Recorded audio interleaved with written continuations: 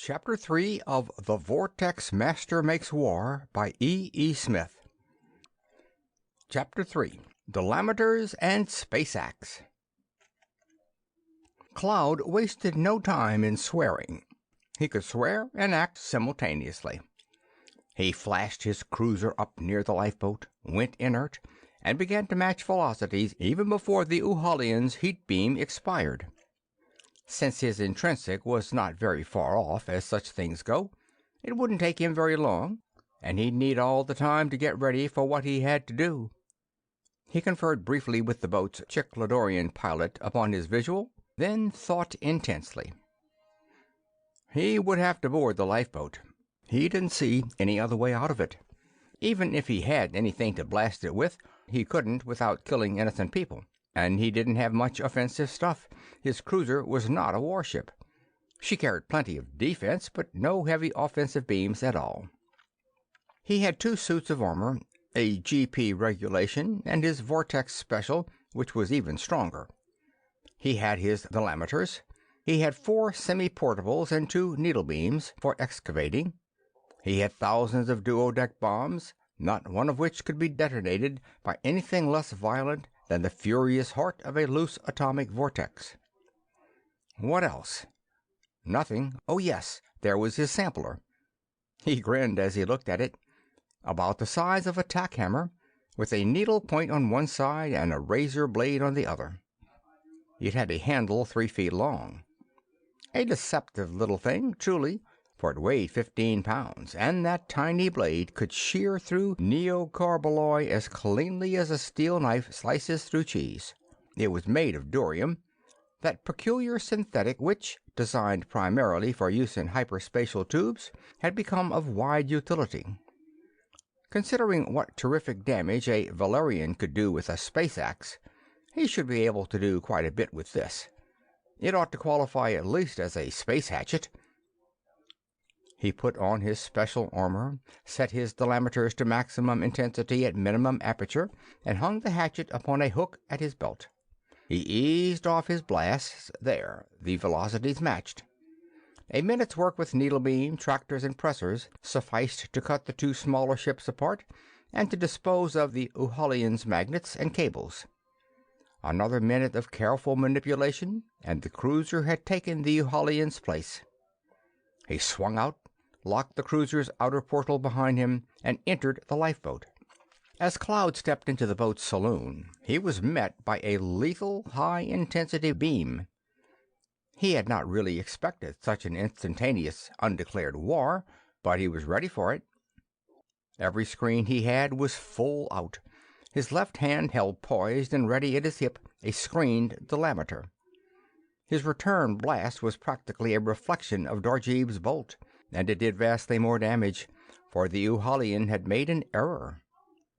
The hand which held the ray gun was the one which had been manhandling the pilot, and the monster had not had time quite to get it back inside his screens. In the fury of Cloud's riposte, gun and hand disappeared, as did a square foot of panel behind them. But Darjeeb had other hands and other guns, and for seconds blinding rays raved out against unyielding defensive screens. Neither screen went down. The Tellurian holstered his delameter. It would not take much of this stuff, he reflected, to kill some of the passengers remaining in the saloon. He'd go in with his hatchet. He lugged it up and leaped, driving straight forward at the flaming projectors, with all of his mass and strength going into the swing of his weapon. The enemy did not dodge, merely threw up a hand to flick aside with his gun barrel the descending toy. Cloud grinned fleetingly as he realized what the other must be thinking, that the man must be puny indeed to be making such ado in wielding such a tiny, trifling thing. For to anyone not familiar with durium, it is surely unbelievable that so much mass and momentum can possibly reside in so small a bulk. Thus, when fiercely driven cutting edge met opposing ray gun, it did not waver or deflect. It scarcely even slowed. Through the metal of the gun that vicious blade sliced resistlessly, shearing off fingers as it sped, and on down, urged by everything Cloud's powerful frame could deliver.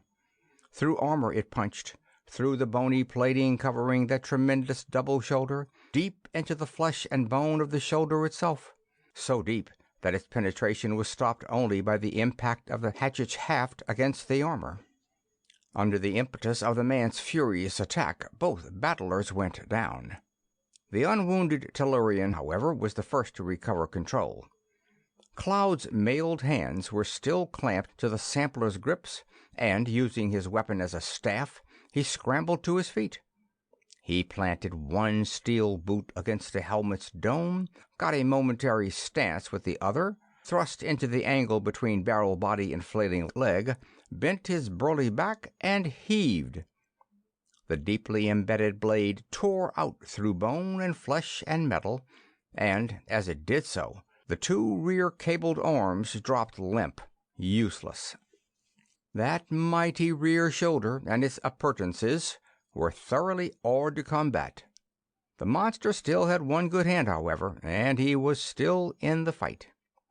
That hand flashed out to seize the hatchet and to wield it against its owner. It was fast, too, but not quite fast enough. The man, strongly braced, yanked backwards, the weapon's needle point and keen blade tearing through flesh and snicking off clutching fingers as it was hauled away.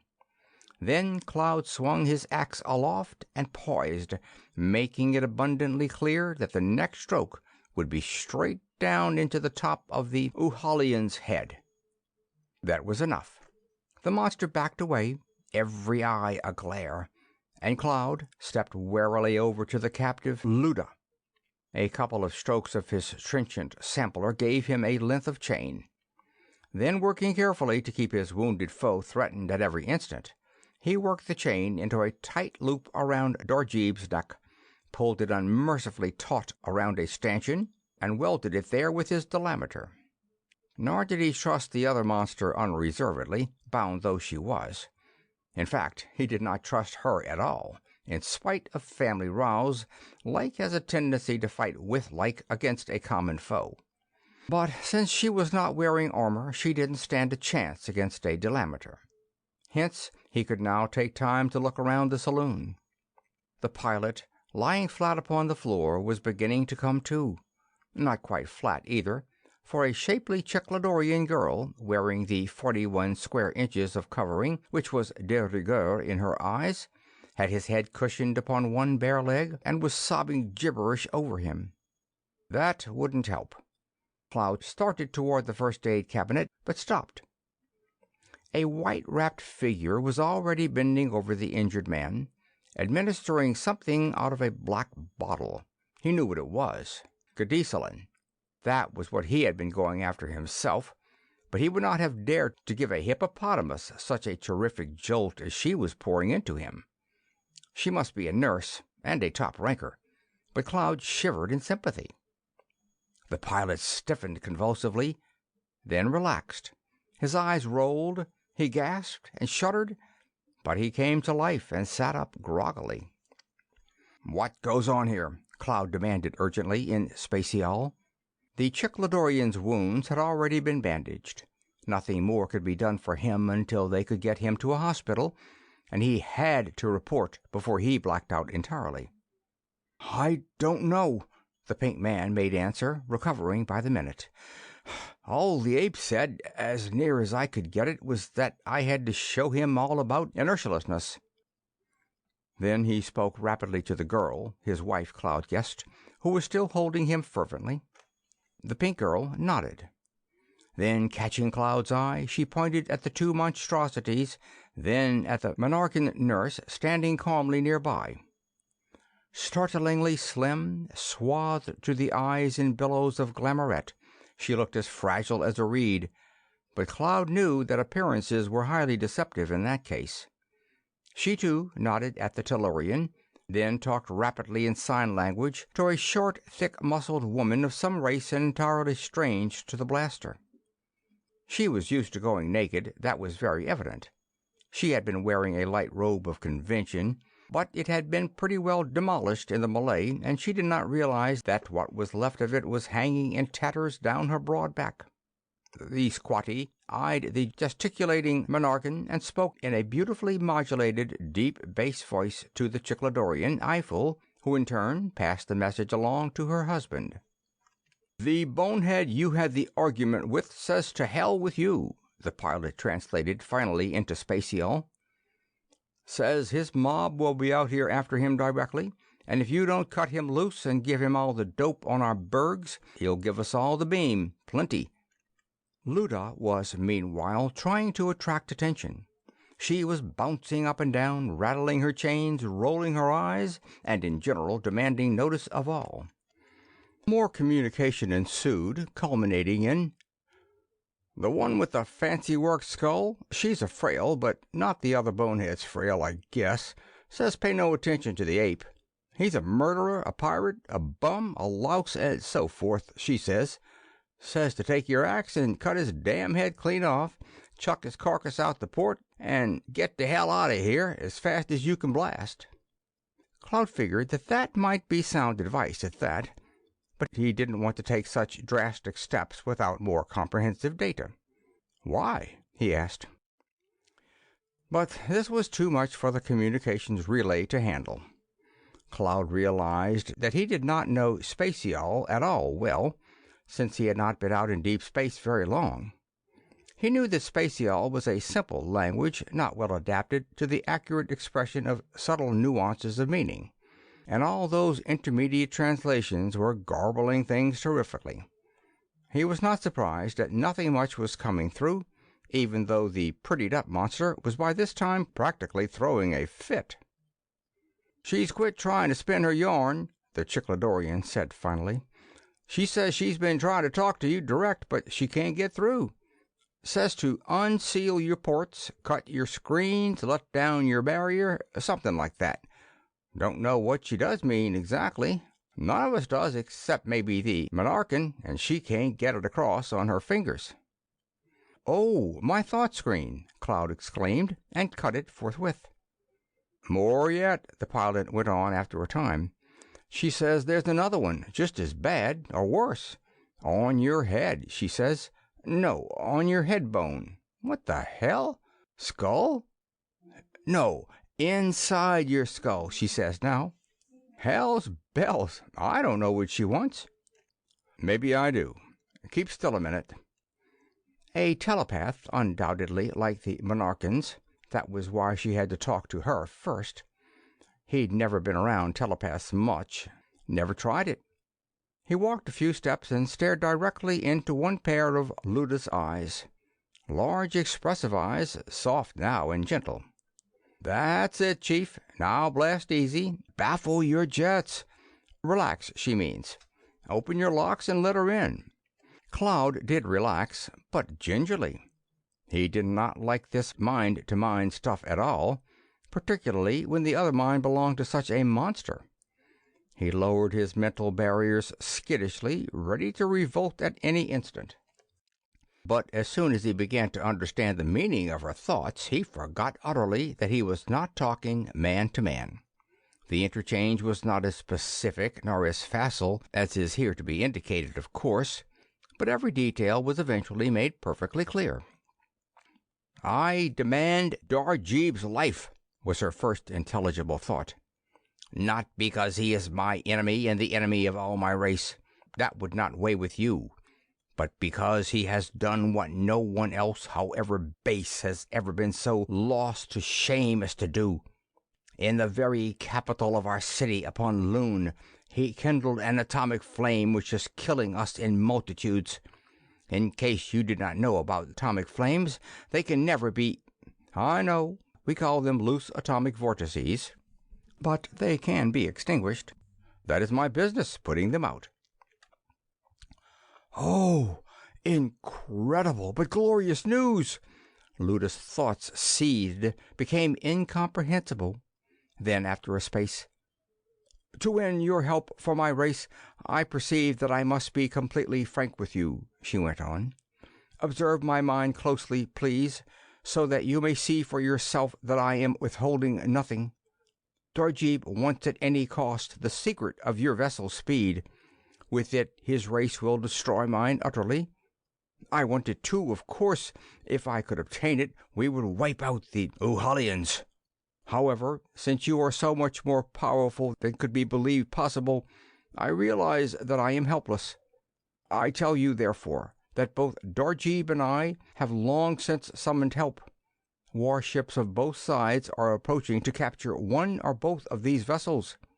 Darjeeb's are nearest, and these secrets must not under any conditions go to Uhal. Dash out into space with both of these vessels so that we can plan at leisure. First, however, kill that unspeakable murderer. You have scarcely injured him the way it is. Or free me. Give me that so deceptive little axe, and I will be only too glad. A chain snapped ringingly, and metal clanged against metal. Only two of Darjeeb's major arms had been incapacitated. His other two had lost only a few fingers apiece from their respective hands. His immense bodily strength was almost unimpaired. His feeding hand was untouched. He could have broken free at any time, but he had waited, hoping that he could take Cloud by surprise, or that some opportunity would arise for him to regain control of this lifeboat. But now, deeming it certain that the armored biped would follow Luda's eminently sensible advice, he decided to let inertialessness go for the time being, in the interest of saving his own life. "Kill him!" Luda shrieked the thought, and Cloud swung his weapon aloft. But Darjeeb was not attacking. Instead, he was rushing into the airlock, escaping. "Go free, pilot," Cloud commanded, and leaped. But the heavy valve swung shut before he could reach it. As soon as the lock could be operated, the Tellurian went through it. He knew that Darjeeb could not have boarded the cruiser, since every port was locked. He hurried to his control room and scanned space. There the Ohalian was, falling like a plummet under the combined forces of his own drive and the gravitations of two worlds. There also were a dozen or so spaceships, too close for comfort, blasting upward. Cloud cut in his Bergenholm, kicked on his driving blasts, cut off, and went back into the lifeboat. "Safe enough now," he announced. "They'll never get out here inert. I'm surprised that he jumped. Didn't think he was the type to kill himself." "He isn't. He didn't," Luda said dryly. "Huh? He must have. That was a mighty long flit he took, and his suit wouldn't hold air. He would stuff something into the hole. If necessary, he could make it the whole distance without either air or armor. He is tough. He still lives, curse him. But it is of no use for me to bewail that fact now. Let us make plans.